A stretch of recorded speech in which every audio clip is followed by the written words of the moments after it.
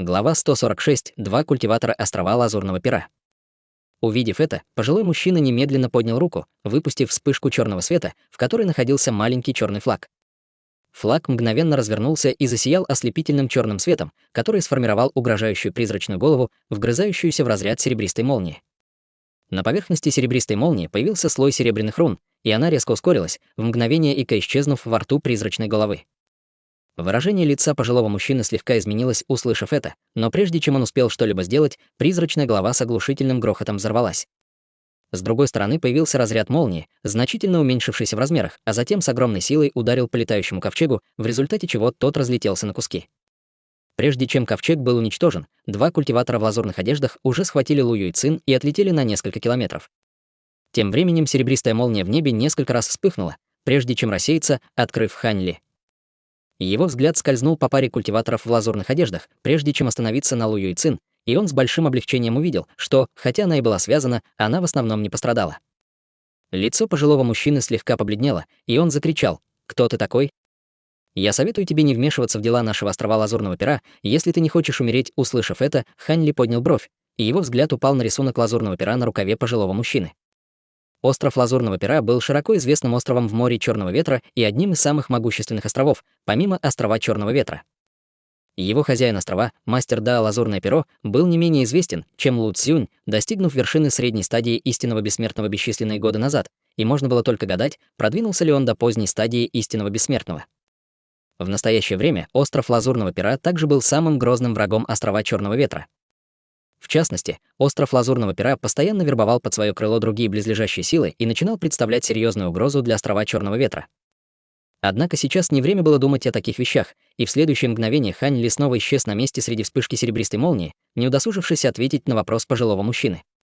В следующее мгновение он призрачно появился за спиной пары культиваторов в лазурных одеждах, и все его тело озарилось серебристой молнией, когда он сделал хватательное движение.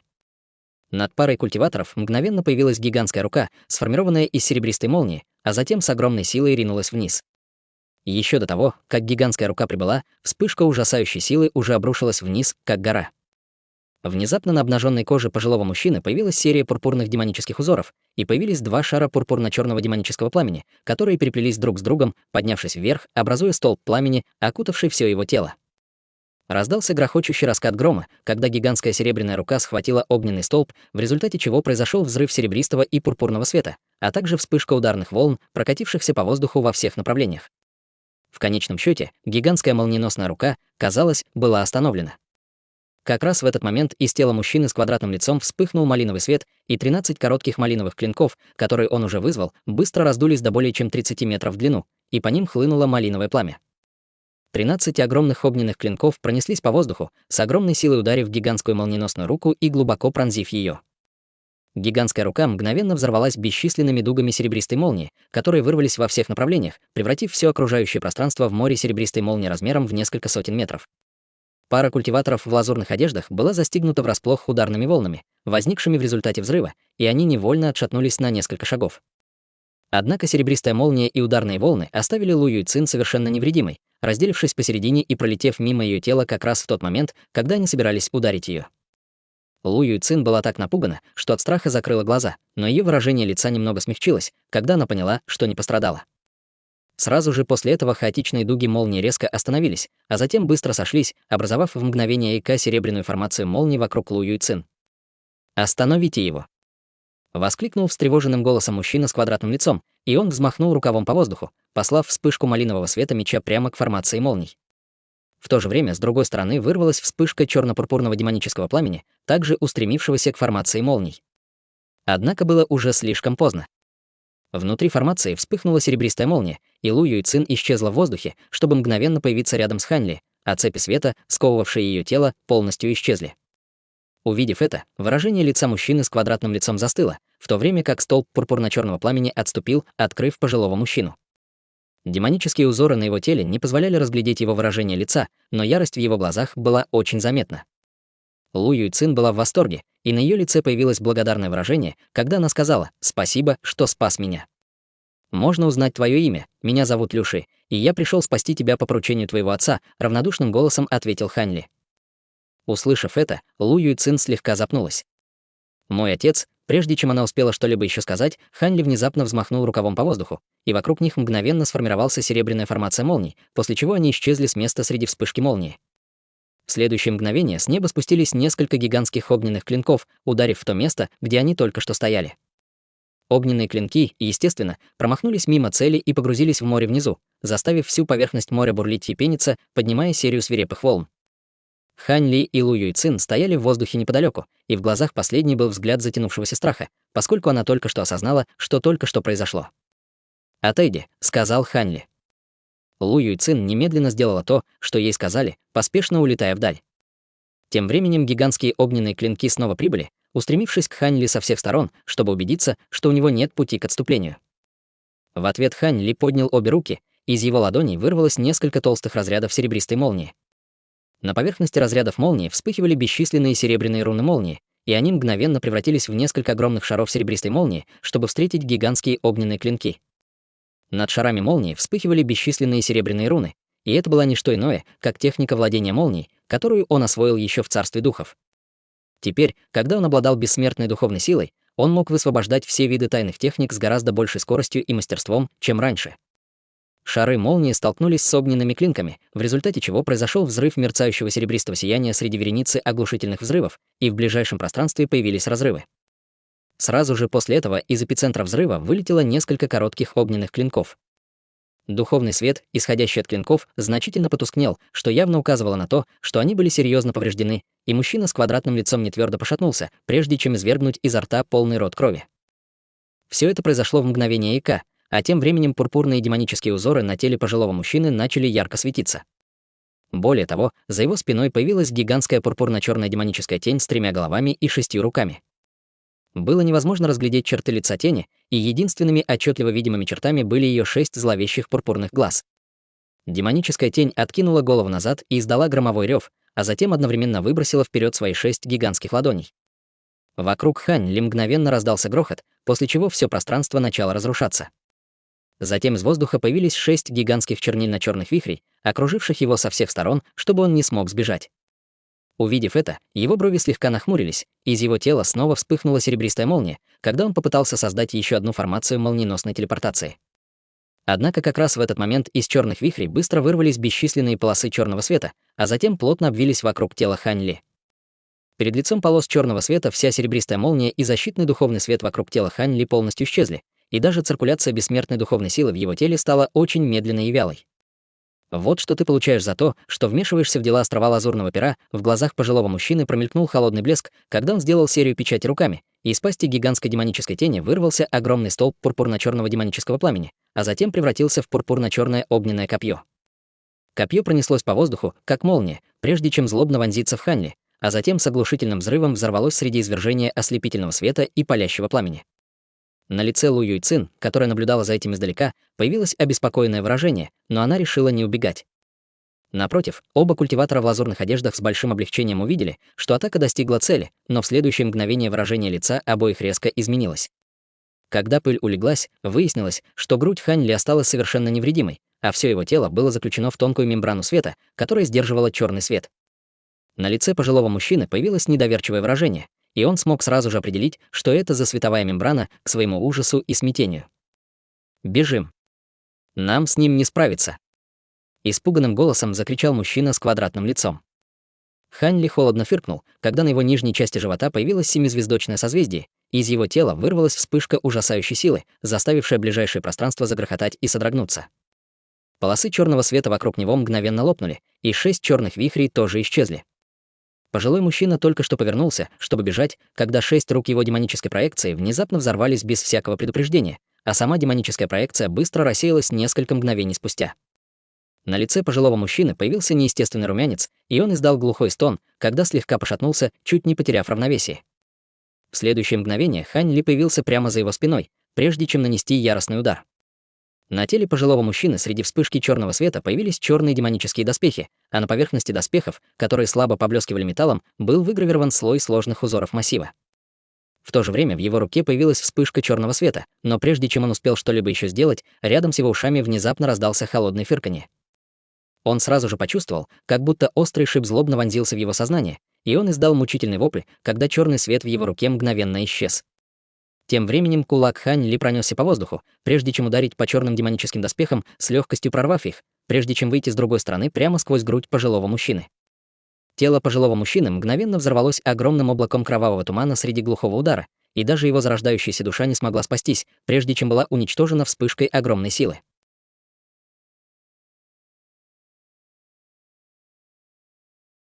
Глава 147. Перехват добычи. В то же время полоса лазурного света быстро улетала вдаль, исчезая в мгновение ика. Внутри полосы света находился мужчина с квадратным лицом, который убегал с паническим выражением лица. Хань Ли даже не успел отвести кулак, как исчез на месте среди вспышки серебристой молнии. На горизонте раздалось несколько оглушительных взрывов, и вдали несколько раз вспыхнул ослепительный серебристый свет, прежде чем вернулись мир и покой. Полоса малинового света тоже исчезла, указывая на то, что мужчина с квадратным лицом тоже был уничтожен. Тем временем Лу Юйцин наблюдала за происходящим с широко раскрытыми от шока глазами, казалось, и еще не понимая, насколько быстро и резко изменилась ситуация. Через несколько секунд вернулась полоса лазурного света, а затем исчезла, открыв Хань Ли. Лу Юйцин со сложным выражением лица посмотрела на довольно невзрачного Хань Ли и, казалось, не знала, что сказать. «Пойдемте, юная госпожа Лу. Ваш отец ждет вас», — сказал Хань Ли. Лу Юйцин молча перевела взгляд на остров Красной Луны, и, казалось, ей все еще немного не хотелось уходить. Эти двое могут быть не единственными культиваторами острова Лазурного Пера в этом районе. Что касается дела, касающегося вашего брата, я уверен, что ваш отец разберется в этом, сказал Хань Ли. Откуда ты знаешь об этом? Спросила Лу Юйцин с удивленным выражением лица. Ваш отец уже рассказал нам все, прежде чем мы отправились на ваши поиски, объяснил Хань Ли. Нам? Спросила Лу Юйцин. Кроме меня, вас ищут еще около дюжины собратьев-даосов. Мне просто повезло, что я оказался поблизости. Ваш отец пошел на многое, чтобы обеспечить ваше безопасное возвращение, объяснил Хань Ли. Хорошо, я вернусь с тобой, немного удрученно вздохнула Лу Юйцин. В небе над бескрайним морем две полосы света летели по воздуху бок о бок с невероятной скоростью, покрывая сотни километров в одно мгновение. Внутри двух полос света находились мужчина и женщина, и это были никто иные, как Хань Ли и Лу Юйцин. Лицо Лу Юйцин было слегка бледным, и она бросила взгляд на Хань Ли, который летел немного впереди нее, казалось, желая что-то сказать. Взгляд Хань Ли оставался прикованным к небу впереди, но он утешил. «Будьте уверены, мы скоро достигнем острова Одной Сосны, и на острове есть массив телепортации, который доставит нас в место недалеко от острова Черного Ветра». «Спасибо, брат Лю», — ответила Лу Юйцин, кивнув. Ранее она получила некоторые травмы, и, хотя она приняла несколько таблеток, чтобы улучшить свое состояние, последние несколько дней напряженных путешествий сказались на ней. Хань Ли лишь махнул рукой в ответ и ничего не сказал. У него не было подходящих летающих сокровищ, которые могли бы нести их обоих, поэтому все это время он путешествовал ниже своей максимальной скорости, чтобы Лу Яцин могла не отставать. Немного погодя, как раз когда они пролетали над скоплением островов, брови Хань Ли внезапно слегка нахмурились, и он остановился, сказав: «Подождите секунду». Лу Юйцин была несколько озадачена этой внезапной остановкой и как раз собиралась задать вопрос, когда увидела три полосы света, быстро летящие к ним с далекого неба. На ее лице появилось встревоженное выражение, но она видела, что Хань Ли все еще довольно спокоен и собран, и это вселяло в нее чувство уверенности и безопасности. Три полосы света остановились в нескольких километрах от них, а затем исчезли, открыв двух мужчин и женщину. Троицу возглавлял здоровенный мужчина, за которым следовала молодая женщина с черной вуалью на лице и худой молодой человек. Это были никто иные, как три бича Великолепной горы.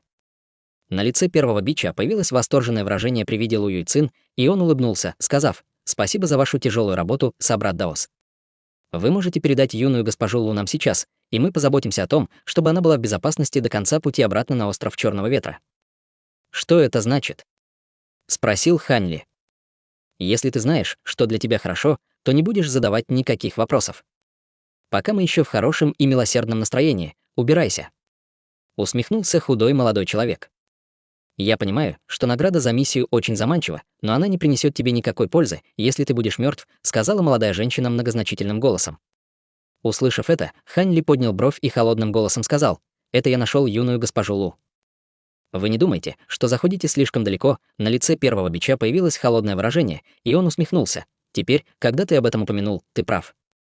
В таком случае ты можешь остаться здесь, а мы отправим тебя восвояси».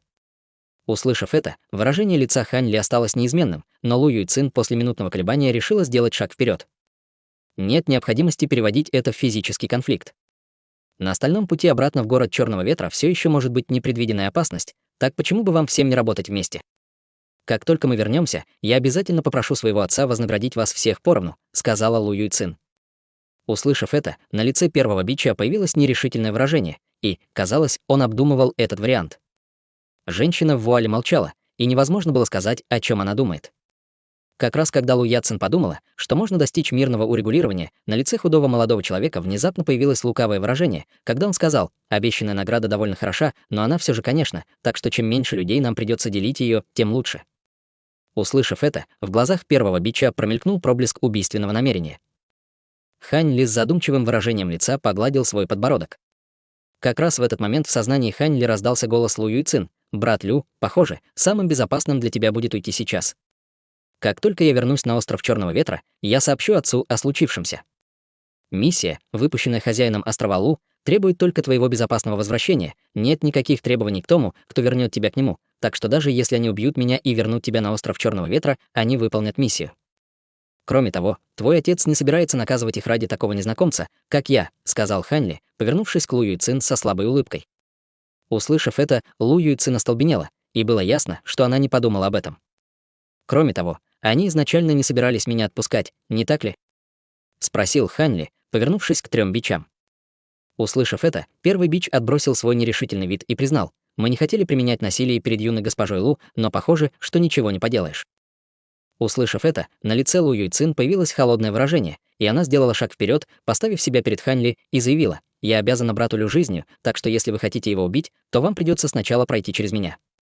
3 бича были довольно удивлены, услышав это, а Хань Ли был слегка тронут ее мужественным жестом. «Я ценю этот жест, но у меня нет привычки прятаться за женщинами», — сказал Хань Ли, осторожно положив руку ей на плечо и обойдя ее сзади. Как только его голос затих, он внезапно исчез с места. В следующее мгновение за спиной худого молодого человека вспыхнула серебристая молния, за которой последовал оглушительный взрыв. Мгновенно развернулась сеть серебристой молнии шириной более 300 метров. Бесчисленные тонкие дуги молнии вырвались во всех направлениях, в то время как изнутри вылетела размытая лазурная тень.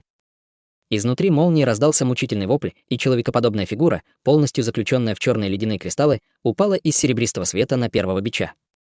Здоровенный мужчина и женщина в вуале были встревожены, увидев это, явно не ожидая, что Хань Ли будет настолько быстр и нанесет удар так решительно. В мгновение эка он уже сразил худого молодого человека. Лу Юйцин была сильно поражена этим внезапным поворотом событий и полностью застыла на месте. Однако затем она подумала о силе, которую Хань Ли продемонстрировал ранее, и почувствовала себя немного увереннее. Раздался звук трескающихся ледяных кристаллов, и худой молодой человек снова появился. Его одежды были изорваны в клочья, кожа обуглена, а с макушки поднимался черный дым, представляя собой очень жалкое зрелище. Мужчина быстро проглотил таблетку, прошипев сквозь стиснутые зубы: «Убедитесь, что вы не убьете его слишком легко. Я собираюсь содрать с него кожу и использовать ее для нового барабана». Затем он взмахнул рукой по воздуху, и перед ним среди вспышки черного света появился большой черный барабан. Это был плоский цилиндрический барабан, снаружи покрытый слоем восковой желтой кожи, и на первый взгляд в нем не было ничего примечательного, но при ближайшем рассмотрении можно было обнаружить некоторые мучительные детали. Как оказалось, на боковой стороне барабана было старое и сморщенное лицо. Его рот и глазницы были пустыми, и это напоминало полный набор кожи лица, которая была содрана прямо с чьего-то тела. Увидев это, брови Хань Ли слегка нахмурились, и он перевернул руку, чтобы достать черный длинный меч, который он держал в руке, прежде чем ударить им по худому молодому человеку. В воздухе мгновенно появились сотни головокружительных черных проекций мечей, прежде чем хлынуть на молодого человека, как серия накатывающих волн. Как раз в этот момент раздался отчетливый лязг, и по воздуху начали распространяться невидимые невооруженным глазом волны ряби, высвобождая вспышки нежной силы, которые одна за другой разбивали черные проекции мечей. Первый бич встал перед худым молодым человеком, держа в одной руке старинный черный горшок, а в другой — медный пестик с выгравированной на нем головой странного зверя.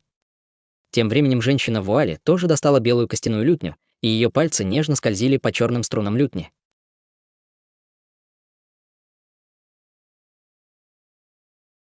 Глава 148. Битва с 3 бичами. «Этот противник не тот, кого можно недооценивать, поэтому мы должны сразу же применить эту технику», сказал первый бич, слегка нахмурив брови. Не успели двое других ответить, как раздался взрыв настойчивых и настоятельных постукиваний, и огромные волны мгновенно поднялись на поверхности моря под порывами свирепого ветра. Облака на небе быстро сгустились, образовав чернильно-черную тучу, отбрасывающую мрачную тень на огромную территорию радиусом в несколько сотен километров, отчего казалось, что внезапно наступили сумерки. Дева в вуале коснулась струн своей лютни, и в темной туче внезапно вспыхнули два белых света, подобно двум гигантским пагодам, пронзающим небеса. Хань Ли поднял взор и увидел, что облако бурлит и клокочет, словно внутри него бесчинствует громадное существо. Он обернулся к Лу Юйцин, которая с изумлением смотрела в небо. После мгновения раздумий Хань Ли взмахнул рукавом, выпуская поток лазурной энергии, окутавший девушку с ног до головы. Не успела она опомниться, как сила унесла ее за 1000 километров от места битвы. Освободившись от забот о Лу Юйцин, Хань Ли сосредоточился на предстоящем сражении. Он крепче сжал рукоять меча и, оттолкнувшись от воздуха, взмыл ввысь, устремляясь прямо к 3 бичам. В воздухе раздался еще один звонкий ляск, и огромная темная туча в небесах внезапно расступилась, открывая зияющую пропасть, словно врата в небесный свод. В следующее мгновение из облака со слепительной вспышкой белого света вырвался костяной клинок длиной в несколько километров. По всей длине клинка горели полупрозрачные белые языки пламени, испуская нестерпимый жар и разрушительную ауру. Хань Ли остановился, взмахнул мечом и силой ударил им вверх. Множество черных проекций мечей мгновенно сформировались в воздухе, накладываясь друг на друга и образуя черную гору, которая устремилась прямо к костяному клинку. Небо и земля содрогнулись, когда гора из проекций мечей разрушилась на бесчисленные осколки, а с небес посыпались мириады белых искр пламени. Белый костяной клинок содрогнулся и улетел обратно в темное облако. 3 бича, призвавшие его, издали приглушенный стон. Тем временем Хань Ли стремительно падал вниз, и только пролетев почти 300 метров, смог удержаться в воздухе. Даже когда он опустился на поверхность моря, белые искры пламени продолжали гореть, словно бесчисленные светящиеся белые лотосы, озаряя морскую гладь ярким сиянием. Хань Ли посмотрел на свой черный меч и увидел, что белое пламя все еще цепляется за его клинок, непрерывно опаляя его. Он холодно фыркнул, и его рука покрылась золотыми чешуйками. Затем он легонько провел рукой по клинку меча. Все белые искры мгновенно исчезли, словно пыль и грязь. Внезапно в воздухе раздался громогласный бой барабана, за которым последовали звуки лютни и постукивание по горшку. Темное облако в небе забурлило, и с небес спустилась огромная белая костяная нога, обрушиваясь прямо на Хань Ли. Хань Ли поднял меч, активируя искусство лазурного меча. Его одеяния затрепетали от невидимого ветра. Он сильно оттолкнулся от воздуха, и мощная сила устремилась вниз, оставляя на поверхности моря гигантскую вмятину размером в несколько километров. Сам Хань Ли взмыл в небо. Порывы свирепого ветра пронеслись по воздуху, когда вокруг него в радиусе нескольких километров возникли проекции мечей, подобные небольшим горам. Они начали подниматься в небо вместе с ним. Гигантская костяная нога была объята белым пламенем, от которого потрескивал и лопался воздух.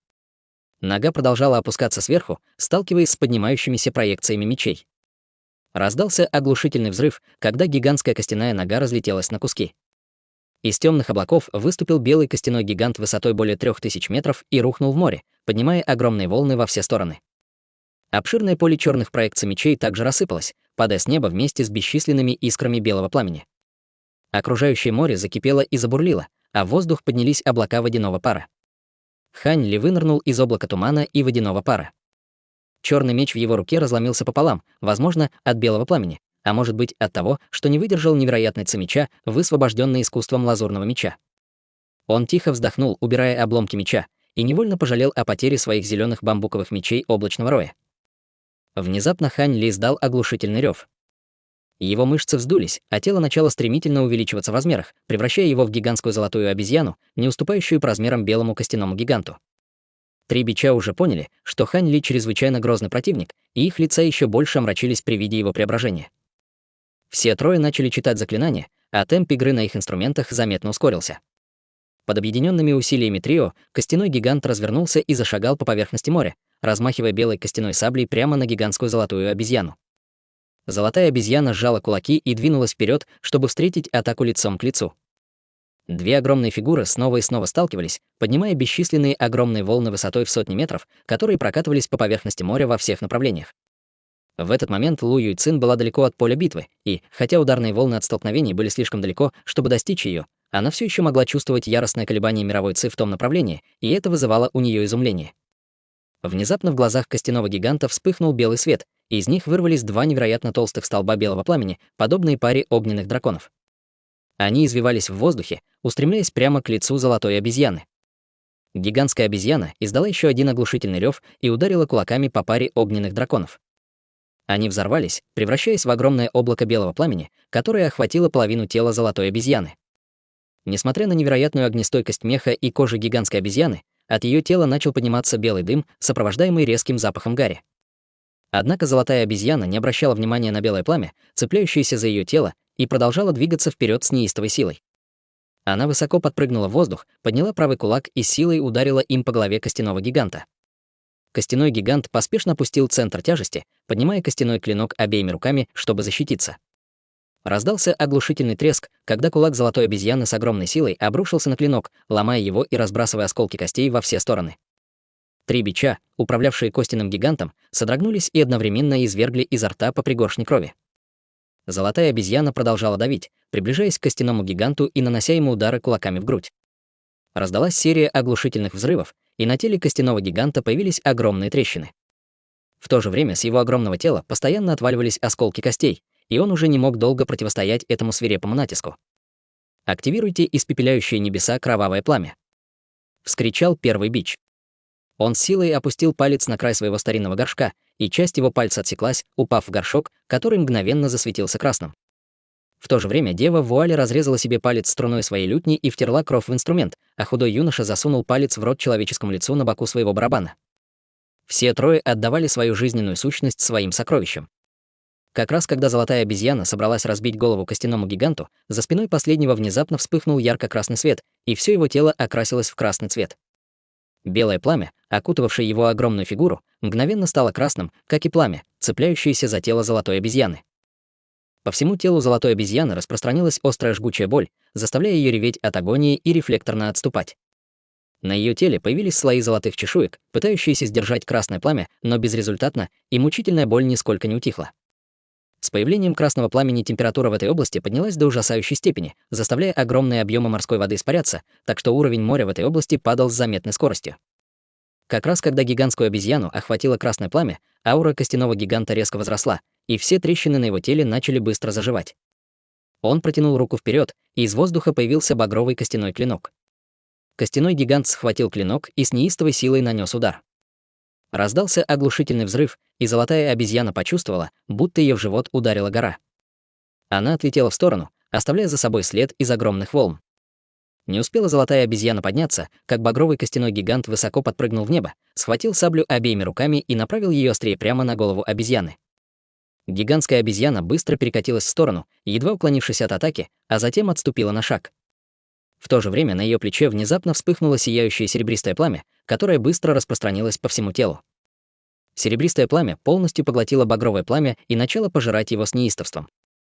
Сразу же после этого раздался резкий птичий крик, и серебристое пламя вокруг золотой обезьяны превратилось в гигантского огненного ворона, который с огромной силой врезался в грудь костяного гиганта. Серебристое пламя вспыхнуло во всех направлениях, распространяясь по всему телу костяного гиганта, и, прежде чем он успел среагировать, серебристое пламя уже сформировало огромный огненный плащ, окутавший его целиком. Багровое пламя на его теле быстро отступило, отчаянно пытаясь ускользнуть от серебристого пламени, но все было тщетно, и серебристое пламя быстро приступило к своему пиршеству.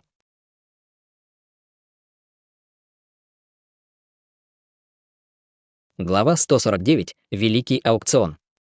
Что это, черт возьми, такое? Лицо первого бича побледнело, как смерть, при виде серебряного пламени. Двое других бичей также пришли в ужас и выглядели так, словно готовы были в любой момент обратиться в бегство. Тело золотой обезьяны было покрыто множеством обугленных участков, но свирепость в ее глазах ничуть не угасла. На груди и животе появились 7 звездных точек, и обезьяна силой ударила кулаком по костяному гиганту.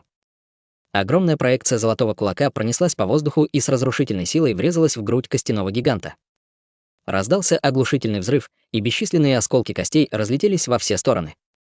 От костяного гиганта осталась лишь половина тела, и, покачнувшись на мгновение, он безжизненно рухнул в море и быстро распался на части. В то же время инструменты в руках 3 бичей также взорвались, превратившись в 3 шара белого света. Мощные ударные волны, видимые невооруженным глазом, прокатились по воздуху во всех направлениях, заставляя окружающее пространство содрогаться и дрожать. 3 бича, не в силах сдержать рвотные позывы, отлетели на расстоянии более 300 метров под действием ударных волн. Тем временем Ханьли вернулся в свою человеческую форму, и серебристый огненный ворон по его велению подлетел к нему и мгновенно исчез в рукаве. Благодаря духовной связи Хань Ли чувствовал, что сущность огненного ворона очень возбуждена после того, как поглотила багровое пламя, и явно получила огромную пользу от этого пиршества. «Бежим!» Как только первый бич пришел в себя в воздухе на расстоянии более 300 метров, он тут же позвал своих двух спутников, которые в слепой панике подлетели к нему.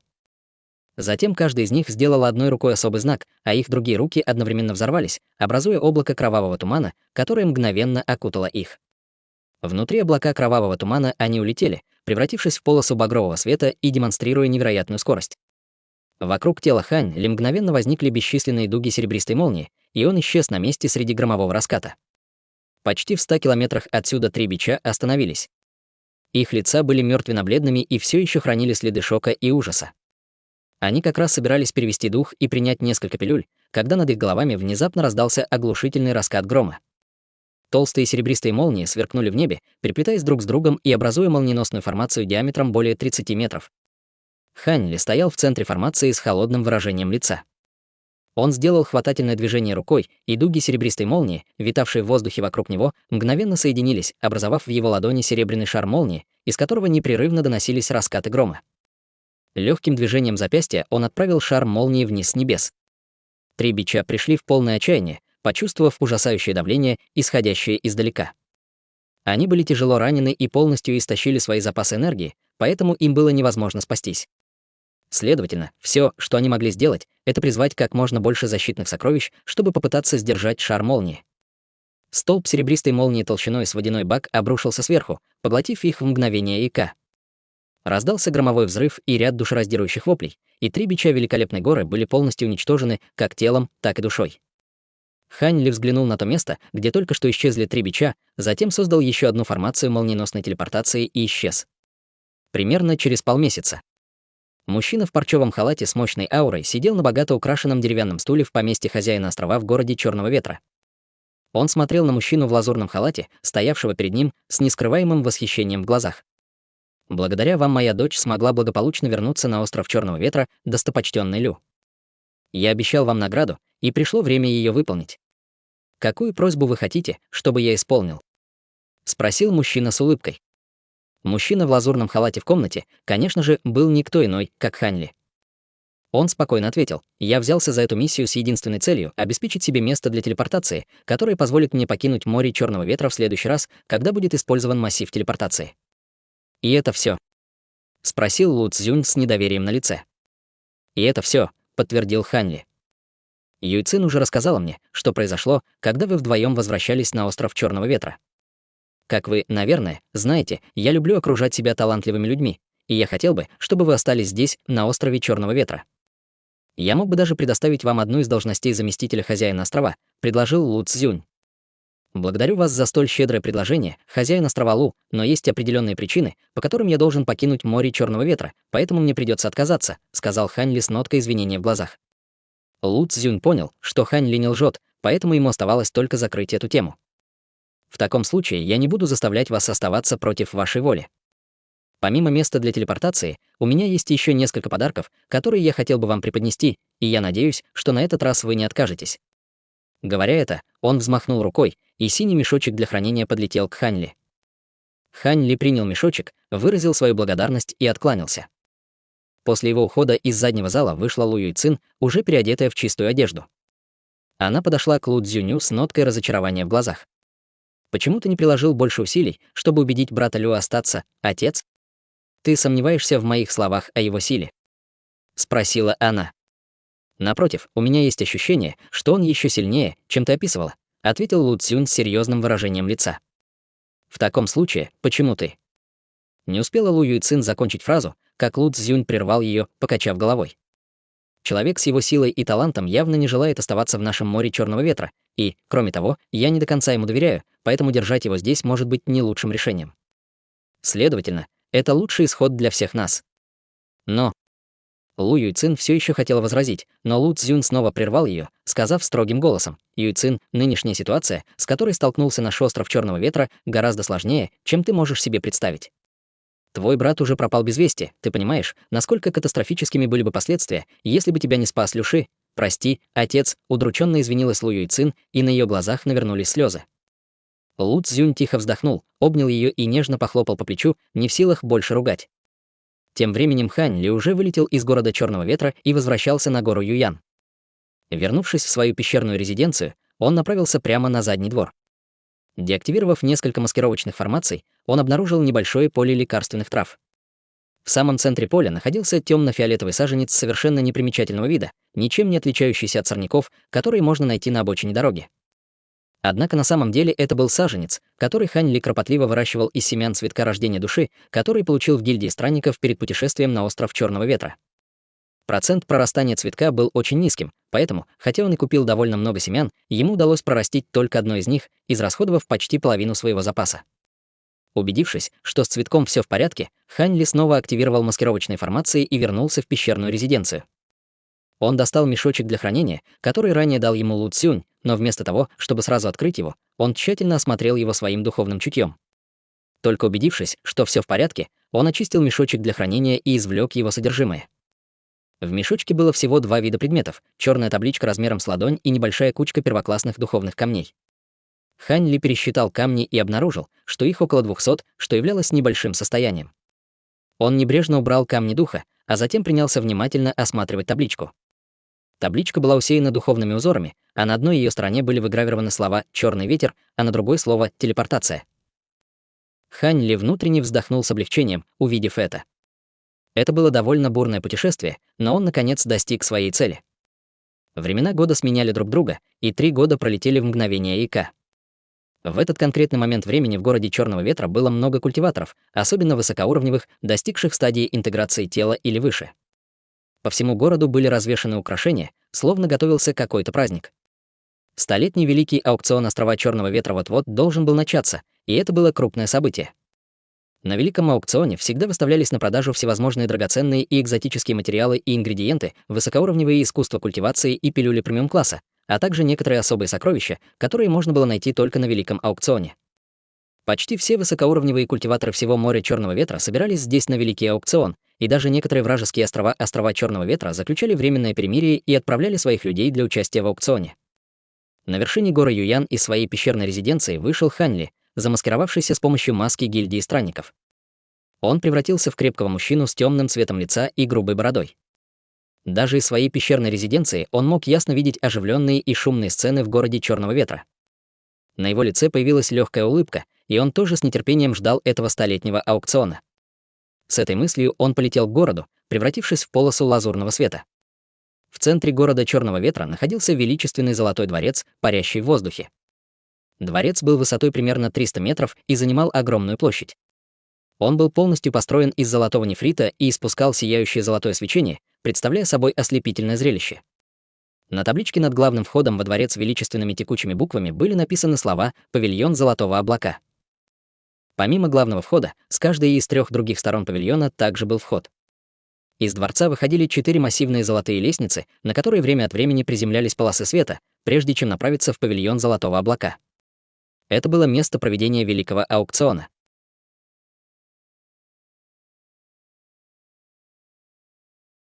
Глава 150. Торги. Полоса лазурного света опустилась на одну из лестниц у павильона Золотого Облака и растаяла, открывая крепкого мужчину с грубой бородой. Это был замаскированный Хань Ли. Он взглянул на величественный дворец перед собой и направился прямо ко входу. По обе стороны от входа стояло множество слуг в черных одеждах, обслуживающих каждого прибывающего культиватора. Слуга в черном тут же подошел к Хань Ли с улыбкой и спросил: «Вы пришли на великий аукцион, достопочтенный. А зачем же еще я мог сюда прийти?» — спросил Хань Ли, слегка нахмурив брови от недовольства. «Позвольте мне объяснить, достопочтенный. Аукционы этого года немного отличаются от аукционов прошлых лет», — сказал слуга в черном. «Чем же?» — спросил Хань Ли. В аукционе этого года гораздо больше участников, чем в предыдущие годы, поэтому, чтобы ограничить их число и не допустить посетителей, которые намерены только смотреть аукцион, не собираясь ничего покупать, было решено, что каждый участник должен внести определенную сумму духовных камней в качестве входной платы. Однако вам нужно всего лишь приобрести любой предмет во время аукциона, и входная плата будет вам возвращена, почтительно объяснил слуга в черном. Понятно. Сколько духовных камней мне нужно заплатить? Спросил Хань Ли. Слуга в черном как раз собирался ответить, когда мужчина средних лет, который, по-видимому, был смотрителем, поспешно прибыл на место происшествия и закричал: «Как ты смеешь быть таким дерзким с этим почтенным старшим? Убирайся отсюда, я сам займусь этим достопочтенным», Хань Ли взглянул на мужчину средних лет и обнаружил, что это культиватор стадии интеграции тела. Пожалуйста, не обижайтесь, достопочтенный, он всего лишь невежественный маленький мальчишка, который не знает, что делает. Эти правила распространяются только на обычных посетителей. Для такого почтенного культиватора истинного бессмертного, как вы, есть прямой проход в вип-зону, и вам не нужно вносить входную плату. Пожалуйста, пройдите со мной, достопочтенный, почтительно сказал мужчина средних лет. Хань Ли было довольно забавно это слышать. Казалось, что сила имеет первостепенное значение, где бы он ни находился, и тем, кто обладает более высоким уровнем культивации, всегда оказывается предпочтение. Хань Ли слегка кивнул мужчине средних лет и направился в Золотой дворец. Снаружи дворец не казался таким уж примечательным, но, войдя внутрь, Хань Ли понял, насколько он огромен. Дворец был разделен на 3 уровня, и нижний представлял собой огромный зал, похожий на гигантскую площадь. В самом начале зала находилась аукционная платформа, которая в этот момент была еще совершенно пуста. Вокруг зала было расставлено бесчисленное множество сидений, образующих ряды ярусов, и большинство мест уже было занято, создавая довольно шумную и многолюдную атмосферу. Эти места предназначены для обычных культиваторов. «Пожалуйста, пройдите со мной в вип-зону на 2-м этаже, достопочтенный», сказал мужчина средних лет, ведя Хань Ли по лестнице на 2-й этаж. На 2-м этаже было несколько сотен широких и просторных сидений, расположенных на большом расстоянии друг от друга. Рядом с каждым сиденьем стоял чайный столик, на котором были разложены фрукты и духовный чай.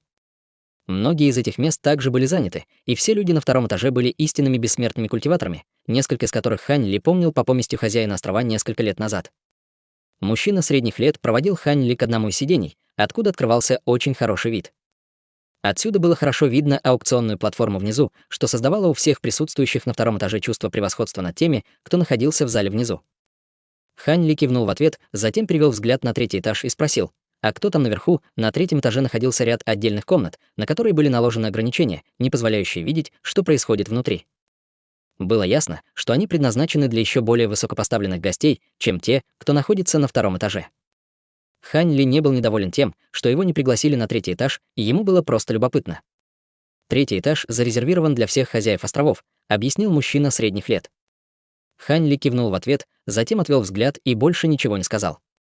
Мужчина средних лет был довольно занят, поэтому он подозвал красивую служанку, чтобы она позаботилась о Хань Ли, а сам извинился. Хань Ли это нисколько не беспокоило, и он молча сидел, ожидая начала аукциона. Время медленно шло, и вскоре зал на 1-м этаже был заполнен до отказа, а на 2-м этаже тоже почти не осталось свободных мест. Спустя 2 с лишним часа раздались 3 громких удара гонга, которые эхом прокатились по всему дворцу. Шумное помещение тут же затихло, и на аукционную платформу вышел пожилой мужчина с белой бородой и румяным цветом лица. Похоже, это был аукционист. Это же мастер Вэнь. В зале раздался шепот, и выражение лица Хань Ли слегка изменилось, когда он понял, что этот пожилой мужчина был приглашенным старейшиной острова Черного Ветра и одним из 3 мастеров земных пилюль на острове. «Благодарю вас за участие в нашем 100-летнем великом аукционе.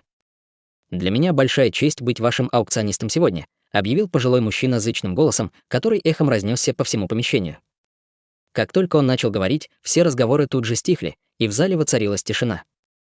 Здесь много знакомых лиц и, конечно же, есть и друзья, которые впервые участвуют в аукционе, поэтому мне придется изложить некоторые правила аукциона. Все предметы продаются за первоклассные духовные камни, и, если у вас недостаточно духовных камней, вы можете использовать вместо них камни бессмертного происхождения по курсу 1 камень бессмертного происхождения за 100 первоклассных духовных камней. В качестве альтернативы вы можете предоставить предметы в обмен на духовные камни, и стоимость этих предметов будет оценена этими 3 людьми, сказал Вэнь Хуа. Как только его голос стих, на аукционную платформу поднялось трио культиваторов: седовласый старик в сером халате, мускулистый мужчина в коротком синем халате и элегантная женщина средних лет. Все они были на стадии истинного бессмертного. Они подошли к длинному столу рядом с аукционной платформой и сели. Я уверен, что многие из вас узнают этих 3 собратьев-даосов. Будучи старейшинами торгового дома Вечного Процветания, торгового дома Темной Луны и Великого Белого торгового дома, они обладают обширными знаниями и опытом, и они обязательно оценят все предметы без какой-либо предвзятости, так что вы можете быть спокойны. Чтобы обеспечить безопасность наших участников, в городе Черного Ветра строго запрещены бои, и любой, кто будет замечен в сражении, будет наказан. Итак, на этом у меня все. Без лишних слов, начнем аукцион, объявил Вэнь Хуа, взмахнув рукавом. Мускулистый мужчина в черном вынес на платформу гигантскую белоснежную коробку и открыл ее, демонстрируя красный кристалл размером с человеческую голову. На поверхности кристалла были узоры, похожие на языки пламени, и даже с расстояния в несколько сотен метров можно было почувствовать удивительные колебания духовной энергии огненного атрибута, исходящие от кристалла. Это кусок высококачественного яркого нефрита с огненным узором, исключительного духовного материала для изготовления высокоуровневых духовных сокровищ. Начальная цена — 20 первоклассных духовных камней, и каждая ставка должна увеличиваться как минимум на 1 первоклассный духовный камень, объявил Вэнь Хуа. 20 первоклассных духовных камней, 21, 25. Как только кусок яркого нефрита с огненным узором был выставлен на обозрение, глаза многих людей мгновенно загорелись, и быстро началась война ставок. Хань Ли сидел в своем кресле, наблюдая за происходящим внизу со спокойным выражением лица. Яркий нефрит с огненным узором действительно был отличным материалом, но его было недостаточно, чтобы привлечь внимание Хань Ли. Война ставок продолжалась, и цена быстро поднялась до 50 первоклассных духовных камней, после чего война ставок наконец прекратилась. Продано за 50 первоклассных духовных камней, объявил Вэнь Хуа с широкой улыбкой. Он не ожидал, что первый лот будет продан за такую высокую цену, и это было очень хорошим знаком для будущего. Вскоре после этого на платформу вынесли второй лот 30-тысячелетнюю духовную траву, которая также была продана за высокую цену. Время медленно шло, и один за другим выносились лоты, состоящие из всевозможных драгоценных материалов, пилюль и духовных сокровищ, но все они явно были предназначены для культиваторов стадии интеграции тела и Великого Вознесения на первом этаже. Хань Ли наблюдал отстраненно, и до этого момента очень немногие из культиваторов стадии истинного бессмертного на втором этаже делали какие-либо ставки. Быстро прошло несколько часов, и цены на лоты постепенно росли. Начали появляться некоторые чрезвычайно драгоценные сокровища, в том числе божественные духовные сокровища, пилюли и сокровища, используемые во время преодоления небесной скорби, а также некоторые пилюли, помогающие прорваться через узкие места. На этом этапе культиваторы стадии истинного бессмертного на втором этаже наконец начали делать ставки на полурегулярной основе. Вскоре после этого на сцену вынесли еще один лот. Это был огромный кусок нефрита темно-красного цвета, на поверхности которого виднелись кроваво-красные узоры, образующие изображение огненного феникса. Кроме того, от предмета исходили мощные колебания закона огня. Вэнь Хуа медленно оглядел участников аукциона, затем остановил взгляд на куске нефрита и представил: следующий лот — это кусок огненного нефрита крови феникса, который был сформирован из кровяной сущности истинного духа огненного феникса поздней стадии истинного бессмертного после его гибели. Он содержит силу законов огня и является исключительным основным материалом для изготовления приобретенных сокровищ бессмертных. Начальная цена — 200 первоклассных духовных камней, и каждая ставка должна увеличиваться как минимум на 10 первоклассных духовных камней. Этот кусок огненного нефрита крови феникса содержал неимоверное количество силы закона, и даже Хань Ли испытывал соблазн сделать ставку на него. Однако в его распоряжении не было особо большого запаса духовных камней, поэтому, немного подумав, он решил не делать ставок. 210, 240, 280, 300. Многие были заинтересованы в куске огненного нефрита крови феникса, но большинство участников торгов были истинными бессмертными культиваторами на втором этаже. Даже если те, кто находился на первом этаже, хотели заполучить этот драгоценный материал, цена была для них слишком высока. Цена на огненный нефрит крови феникса быстро поднялась до 450 первоклассных духовных камней. Ставку сделал лысый мужчина в красном халате на втором этаже. С подачи этой ставки на втором этаже тоже воцарилась тишина, и больше ставок не поступало, к большому ликованию мужчины в красном халате. 500. Как раз в этот момент ставку сделала кто-то из одной из кабинок на третьем этаже. Судя по голосу участника торгов, это была женщина, и она сразу же подняла цену на 50 первоклассных духовных камней. Мужчина в красном халате слегка замялся, услышав это, а затем в его глазах промелькнул гнев, но, немного подумав, он медленно опустил руку и не стал больше делать ставок. Продано за 500 первоклассных духовных камней, объявил Вэнь Хуа с восторженным выражением лица. Кусок огненного нефрита крови феникса быстро доставили в ту кабинку на третьем этаже. Хань Ли взглянул в ту сторону, а затем отвел взгляд. По его мнению, уплаченная цена была выше, чем стоил этот предмет.